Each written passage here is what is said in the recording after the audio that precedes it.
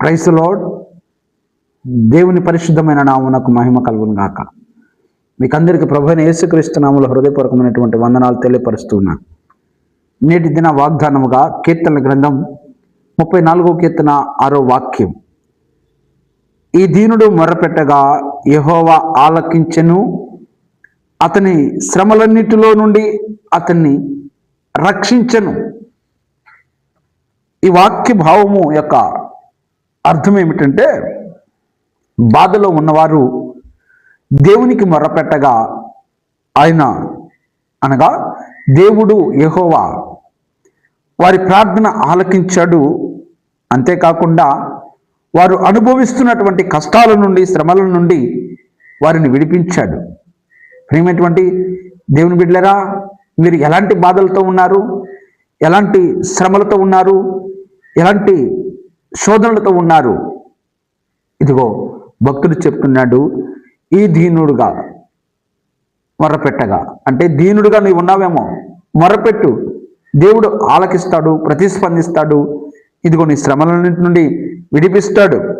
ఎవరైతే దేవుని సహాయం కోసం ఎదురు చూచే నిరుపేద లేదా కష్టాల్లో ఉన్న వ్యక్తి మొర్రపెట్టగా, అంటే ఆ వ్యక్తి తన కష్టాల నుండి తప్పించమని, తొలగించమని దేవుణ్ణి వేడుకున్నాడు, ప్రార్థించాడు. యెహోవా ఆలకించాడు, అతని ప్రార్థన విని దానికి ప్రతిస్పందించాడు. శ్రమలన్నింటిలోని రక్షించాడు. దేవుడు అతని కష్టాలను విడిపించాడు. ప్రియమైనటువంటి సహోదరి సహోదరుడా, నీవు కూడా ఒక దీనునిగా ఉన్నావేమో, నిస్సహాయక స్థితిలో ఉన్నావేమో, శ్రమల బారిన ఉన్నావేమో. ఇదిగో ఈ వాక్యం నీకు ఒక ఆదరణ, ఈ వాక్యం నీకు ఒక ధైర్యం, ఈ వాక్యం నీకు ఒక సహాయకరంగా, ఆదరణకరంగా ఉంది. గనుక నీవు నిస్సహాయక స్థితిలో దీనునిగా ఉన్నవేమో, ఒక్కసారి భక్తుని వలె ఈ దీనుడు మొర్రపెట్టగా యెహోవా ఆలకించెను, అతని శ్రమలన్నింటిలో నుండి అతన్ని రక్షించెను అని వాగ్దానము ద్వారా బలపరచబడు.